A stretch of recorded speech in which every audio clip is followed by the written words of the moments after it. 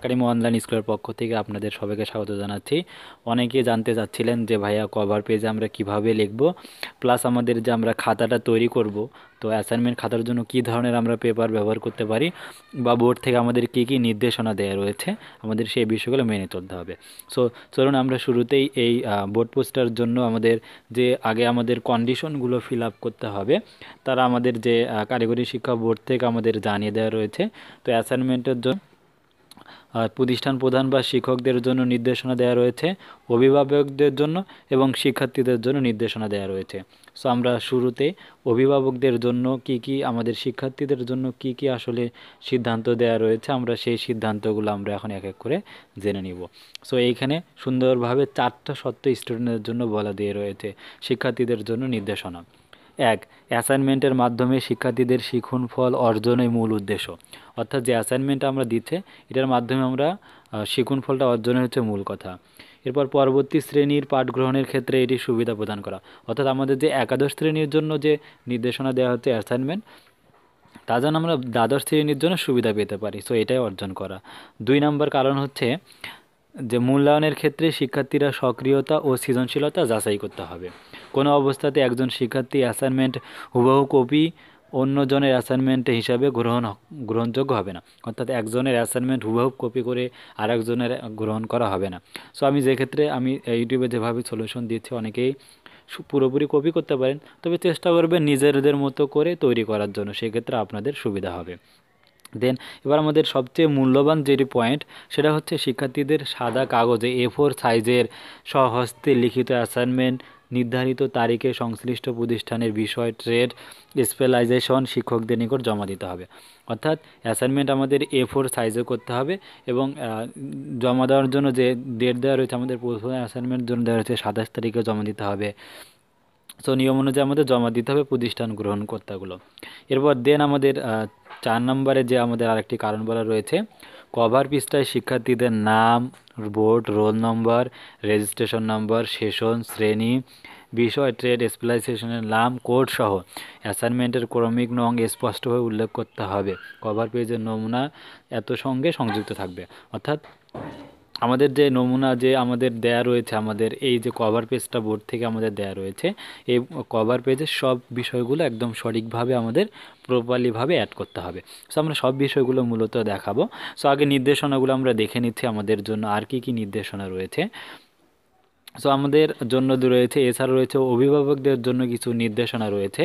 যারা আমাদের বাসায় বাবা মা থাকবে, তাদের জন্য যে নির্দেশনাটা মূলত দেয়া হচ্ছে, আমরা সেই নির্দেশনাটাও একবার দেখে নিচ্ছি। এখানে বাবা মাদের জন্য নির্দেশনা কি রয়েছে। সো এখানে বলা রয়েছে, অভিভাবকদের প্রতি পরামর্শ, শিক্ষার্থীদের স্বাস্থ্যবিধি অনুসরণের পরামর্শ দেয়া।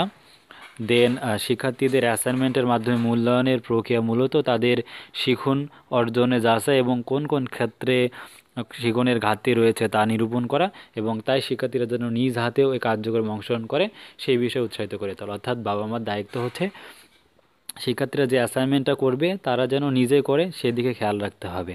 3 নম্বর কারণটি বলা রয়েছে যে অ্যাসাইনমেন্ট তৈরির সময় শিক্ষার্থী যেন অন্য কারো লেখা থেকে হুবহু নকল বা কপি না করে। এই পরামর্শটা মূলত স্টুডেন্টের জন্য বলা ছিল, আবারও এখানে স্মরণ করে দেওয়া হচ্ছে। এবার 4 নম্বরটা, অ্যাসাইনমেন্টের রুটিন অনুসরণ করে শিক্ষার্থীরা যেন নির্দিষ্ট তারিখে নিজ প্রতিষ্ঠানে অ্যাসাইনমেন্ট জমা প্রদান করে তা নিশ্চিত করতে হবে। সো এখানে সব বিষয়গুলো মূলত বলা রয়েছে, আমরা সব বিষয়গুলো মেনে চলার চেষ্টা করব। তো এরপর হচ্ছে আমাদের যে আরেকটি বিষয় রয়েছে যে শিক্ষার্থীদের প্রতি রইল, এবার আমরা শিক্ষকদের প্রতি আমাদের যে রয়েছে তার জন্য এখানে আমাদের 9টি কারণ মূলত বলা রয়েছে শিক্ষকদের জন্য। সো আমরা সেই কারণগুলো মূলত আগে জেনে নিচ্ছি। প্রতিষ্ঠানের জন্য আমাদের যে কারণগুলো রয়েছে আমরা এক এক করে এই কারণগুলো আগে জেনে নেই। তো ফার্স্ট কারণ, শিক্ষক, শিক্ষার্থী, অভিভাবকদের স্বাস্থ্যবিধি অনুসরণ এবং স্বাস্থ্য সুরক্ষা নিশ্চিত করতে হবে। অর্থাৎ আমরা যেহেতু অ্যাসাইনমেন্ট করতে হবে করোনা পরিস্থিতির মাধ্যমে, তো অবশ্যই আমাদেরকে স্বাস্থ্যবিধি অনুসরণ করতে হবে। 2, প্রতিষ্ঠান প্রধান সার্বিক কমিটি মনিটরণ করবে। অর্থাৎ প্রতিষ্ঠান প্রধান যে থাকবে সে অবশ্যই বিষয়গুলো তদারকি করবে। 3 নম্বর, শিক্ষার্থীদের অ্যাসাইনমেন্ট মূল্যায়নের কার্যক্রমে সংশ্লিষ্ট বিষয়, ট্রেড, স্পেশালাইজেশনে শিক্ষক সহ প্রয়োজনীয় শিক্ষক কর্মচারীদের অংশগ্রহণ নিশ্চিত করতে হবে। অর্থাৎ সবাই এই অ্যাসাইনমেন্টের কর্মসূচিতে যোগদান করতে হবে। এরপর হচ্ছে 4, বাংলাদেশ কারিগরি শিক্ষা বোর্ড প্রণীত অ্যাসাইনমেন্ট রুটিন অনুসরণ করতে হবে। অর্থাৎ 3 ধরনের জন্য রয়েছে কারিগরি শিক্ষা বোর্ডের, সো সবাইকে সব বিষয়গুলো খেয়াল রাখতে হবে। 5, প্রতিষ্ঠানের অ্যাসাইনমেন্ট সমূহ জমা গ্রহণের রেকর্ড সংরক্ষণ করবে। অর্থাৎ স্টুডেন্টরা যে অ্যাসাইনমেন্টগুলো জমা দেবে, অর্থাৎ বোর্ড থেকে সেগুলো অবশ্যই অনুসরণ করতে হবে। 6 নম্বর, প্রতিষ্ঠানে জমাকৃত অ্যাসাইনমেন্ট সমূহ বিষয় ট্রেড স্পেশালাইজেশনের শিক্ষক মূল্যায়ন করবেন। পরবর্তীতে বাংলাদেশ কারিগরি শিক্ষা বোর্ডের নিয়ন্ত্রণ শাখা হইতে নির্দেশিত পদ্ধতিতে নম্বরসমূহ বোর্ডে প্রেরণ করতে হবে।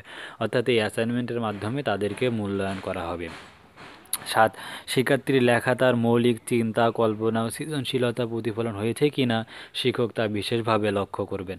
অর্থাৎ এর মাধ্যমে শিক্ষকরা মানে শিক্ষার্থীরা উপকৃত হয়েছে কিনা এই সব বিষয়গুলো তারা মনিটরিং করবে। সো এরপরে আমাদের আরও 2টি কারণ রয়েছে। 8 নম্বর কারণ বলা হচ্ছে, প্রদত্ত উত্তরের প্রয়োজনীয় তথ্য, ধারণা, সূত্র, ব্যাখ্যা ইত্যাদি পাঠ্যপুস্তকের সঙ্গে সঙ্গতিপূর্ণ হতে হবে। অর্থাৎ শিক্ষার্থীরা যে অ্যাসাইনমেন্টটি করবে তা যেন বোর্ড বইয়ের সাথে সামঞ্জস্যপূর্ণ হয়। তো এরপর অ্যাসাইনমেন্টের পরবর্তীতে যাচাই করার লক্ষ্যে প্রতিষ্ঠান কমপক্ষে 1 বছর সংরক্ষণ করবে। অর্থাৎ যে অ্যাসাইনমেন্টে দেওয়া হবে এটি খুবই গুরুত্বপূর্ণ, তাই শিক্ষার্থীদের মানে শিক্ষকরা এখানে 1 বছর সংরক্ষণ করতে হবে। সো চলো এবার আমরা কভার পেজে কিভাবে আমাদের সব কিছু আমাদের কমপ্লিট করতে হবে, তো এই সবগুলো বিষয় আমরা এখন জানব। তো আমাদের ফার্স্ট হচ্ছে কভার পেজে আমাদের যে অংশটি রয়েছে আমরা একটু ভালো করে খেয়াল করি, যে এখানে আমাদের লিখতে হবে আমাদের নাম, বোর্ডের roll number, board registration number, board session, শ্রেণী।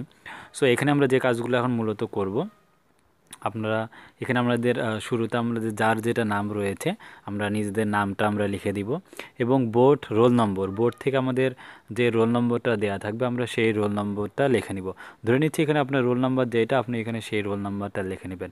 এবার বোর্ড সেশন, আমরা বোর্ড সেশন যেহেতু একাদশ শ্রেণীতে আমরা রয়েছি, আমাদের সেশনটা আমরা এখানে সেশনটা আমরা সুন্দরভাবে লিখে দিব। দেন শ্রেণী অবশ্যই আমাদের তো একাদশ লিখতেই হবে। তারপরে বোর্ড ট্রেস অ্যান্ড কোড সমূহ, মানে আমরা যে সাবজেক্টের অ্যাসাইনমেন্ট তৈরি করব সেই সাবজেক্টের একটি কোড নম্বর আমাদের অ্যাসাইনমেন্ট থেকে দেয়া রয়েছে, আমরা সেই অ্যাসাইনমেন্টে লিখব। এবং এখানে অ্যাসাইনমেন্টের যে ক্রম রয়েছে, অ্যাসাইনমেন্টের ক্রম আমাদের আপলোড 1 না আপলোড 2, দেন আমাদের বাকি অংশগুলো এখান থেকে লিখে দিতে হবে। দেন সর্বশেষ হচ্ছে প্রতিষ্ঠানের নাম, আপনি যে প্রতিষ্ঠানের অধীনে মানে অ্যাসাইনমেন্টটি লিখতেছেন অবশ্যই সেই লিখতে হবে। আর যদি কেউ ভালোভাবে এই অ্যাসাইনমেন্টের বাকি সবগুলো তথ্য যদি ভালোভাবে লিখতে না পারেন তবে সেক্ষেত্রে কিন্তু আপনার A+ আসবে না। সেক্ষেত্রে আপনাদেরকে অবশ্যই এই কভার পেজটা যথাযথ মূল্যায়ন করে মানে যত্নের সহিত আপনাদেরকে অবশ্যই করতে হবে। সো আশা করি আপনারা এই অ্যাসাইনমেন্ট রিলেটেড বিষয় নিয়ে বুঝতে পেরেছেন। এবং সর্বশেষ আমাদের আরেকটি বিষয় আমাদের জানা থাকতে হবে, আমাদের অ্যাসাইনমেন্ট আমাদের যে রুটিনটা রয়েছে তাও সম্পর্কে সম্যক ধারণা রাখতে হবে। সো আমাদের অ্যাসাইনমেন্ট আমাদের করতে হবে 5টা সপ্তাহে অ্যাসাইনমেন্ট তৈরি করতে হবে, যা আমাদের 24/2 তারিখে আমাদের শেষ হবে।